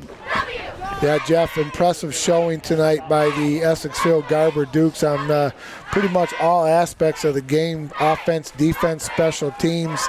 Everybody for Garber's done a nice job tonight. And they got things all widened out on the field. Christie bangs forward. He's going to pick up a couple of yards on the play. We've got a penalty flag down. Maybe got a little offensive holding out here. Was that Mr. Pregame making that call, Nope. Jeff? Nope. Oh, all here on the... Yeah, he's here on the wing. Okay. A flag on the play. Yep. It's going to be offensive holding. I'm certain that penalty will be accepted as it's from the 48-yard line, so they'll back it up. From the 48-yard line, it will move back to the 42-yard line. Looks like Coach Colquillard will be substituting for some of his players, Jeff, with 2:45 to go here in the football game.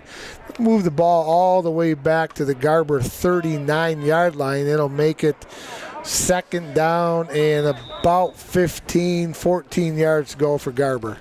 So we're going to see some wholesale changes right now for the Garber Dukes. But again, that penalty resets that 40-second clock. And so right now the Garber Dukes can afford a penalty because the old clock is tickety-tocketing. I've never heard that one before. That's a new one. I never thunked of it before. Again, Christie the ball carrier, and look at the blue jerseys. 7 blue jerseys around that football tells you that these kids are playing until the last play. I love it. Yeah, and there's no doubt in my mind that that's going to happen, Jeff. The Bobcats, there's a lot of pride out here for the John Glenn Bobcats. They're going to give you 48 minutes every time they're on the football field, in the pool, on the basketball court, or if they're out in the parking lot playing tiddlywinks. They're going to give you everything they have and then some, the John Glenn Bobcats. 2 minutes and counting left in the ball game. As again, taking their time on third down and a couple of late substitutions.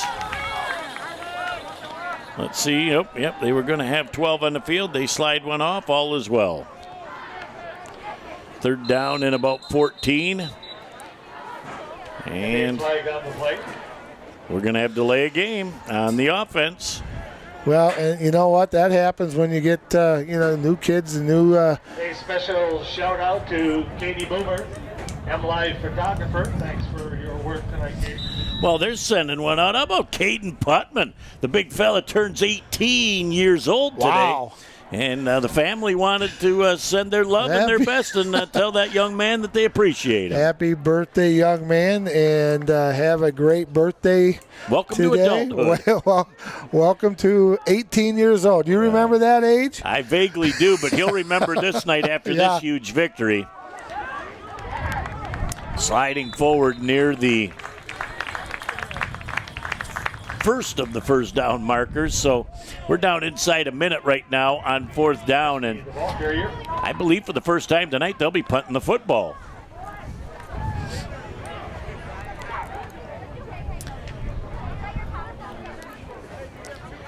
And the thing is, if they wait till about 15 to 20 to kick it, then John Glenn will not have the opportunity to even get their offense on the field for another play.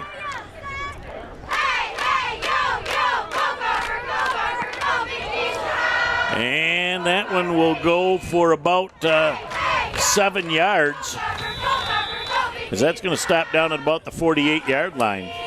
He's going to give them to it at the 49-yard line with 14 ticks left, just kind of the way I told him they'd draw it up and kick it. I don't think that will be his great kicking average for the year. Won't help any. 3 seconds, 2 seconds, 1 and 0. That's all there is. There isn't any more. The final score in our ball game, 41-0. The Garber Dukes over the John Glenn Bobcats. This will be the beauty of live TV. Slide the chairs back. We're going to stand up and go right into our post-game show. We can do that. All right, welcome back to our post-game wrap here on Bay County TV. Get the specs off here. Early and often, the John Glenn Bobcats were put in a precarious spot defensively, and the Garber Dukes responded each and every time. They did, Jeff. We talked about it, said it many times. I'm going to say it again. They are the opportunistic team tonight. They took advantage of every opportunity they had. They threw the ball well. They ran the ball well. Their special teams did a nice job too, Jeff. So overall, a nice game by the Essexville Garber Dukes tonight. If I'm giving out a game ball tonight, it's Tommy Shapansky. From when we saw him against Bertrand the first game till to now, he has got total control and command of this offense, and he ran it flawlessly tonight. You know what? And the running backs did a nice job. The offensive line did a nice job protecting him when he was passing the football, and they opened up some nice holes for the quarterbacks, and the receivers were there making the catches for Tommy, so he did a great job. And when you give that young man the time to throw the football, he's very accurate. And that's why your love for the offensive line tonight was certainly there, because even the few times that he was flushed from the pocket, he seemed to have that ball down, but his receivers have got glue on their fingertips. They've done a nice job all year for him, and if he puts it anywhere where they can catch it, Jeff, even if it's behind them a little low or a little high, they're catching everything right there. And sometimes you're not going to make a perfect pass. Those kids are doing a nice job of catching the football. And defensively, they've been really good tonight. They shut out a good Bobcat team, so 41-0. So they're clicking on all cylinders right now, are the Dukes. Well, and Coach Coquillard used a very different pregame strategy tonight. Talk about that, Coach. Well, he decided to just come and show up a skosh later than normal, but, as being a head coach, we do things a little bit different to get our kids fired up, and there's certain ways. He knows his team. He knew how they would respond after that tough loss to Frankenmuth, and whatever he did and whatever he thought, it worked tonight with a big win over the Bobcats. Well, I got to say, it worked to perfection. Yeah. As his team showed up with between 10 and 15 minutes left before the start of the game, they had already stretched. They had already gone through their pregame walkthrough and did their warm-ups over at their home field. And I would say success was an understatement. Well, and there's just certain things as a head coach you try to do to get your team fired up, whether it's getting on the field late or getting on the court late or whatever. You know your team better than anything, and that's what Coach Quill thought would be the most effective for his team tonight, and so it kind of worked out. But, we talked about the Bobcats. We know about them. They played 48 minutes. They're not going to quit, and I think they did a nice job. Wyrowski had a nice game. I thought Buzzard played really well. Christie played really well. There's some talent on that football team at John Glenn. They'll get it together, and they're going to be a team to be reckoned with. Well, a lot of teams down 35-0 at the half would fold the tent. Yep. But Ryowski led an offense where they started doing just those little quick passes to their receivers, to their slots, to their wings, inside, outside, and they really looked in the second half like the offense had more identity than it did in the first half. Yeah, and they got down to first and goal to go at the 5-yard line, Jeff, and they ran that option play, and it was just the pitch was a little bit high, and they fumbled it back over to Garber, but they did some nice things. I'm a firm believer in a 12-hour rule. You live at 12 hours with this, and you after that you forget about it and you go back to work. You get the huddle films, you watch what's going on, and you got to get ready for the next game. The windshield's bigger than the rear view mirror, so you got to look through that windshield and put this game in the rear view mirror. Well, it was a great game tonight for the Garber Dukes as they go to 3-1 on the season.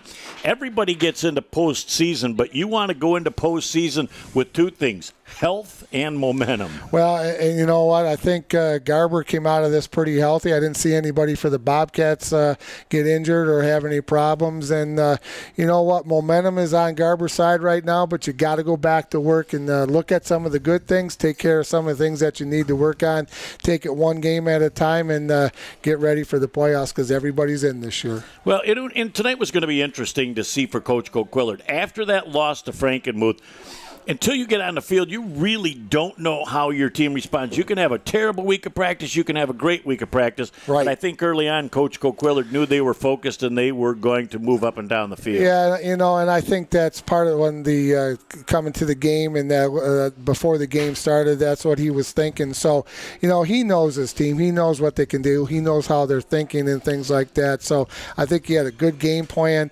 We talked in the pregame. We thought it was very key for them to be successful running the football. They came out and running the football. I think they only passed it once on that first touchdown drive, and he established the run, and that really helped them open up that passing game, gave Tommy some time to throw the football. So, love to the offensive line, defensively, offensively, special teams. It was just a complete game by the Garber Dukes. Week 8 next week brings us over to Elmer Ingalls Stadium, where Bay City Central will play Saginaw High. Yep. So we'll have an opportunity to see Coach Frederick and the Central Wolves next week. Always nice to go over to Bay City Central over there in the corner of Columbus and Johnson, and we love going over there. And Jen Thunberg and Tim Marciniak and the gang, we'll see you next week, and we always enjoy it. But believe it or not, after that, that'll be the last game of the year. So, and hopefully we'll have an exciting game with the Saginaw High Trojans. But, Saginaw High is a team that's kind of sneaky. You can't take them lightly. They got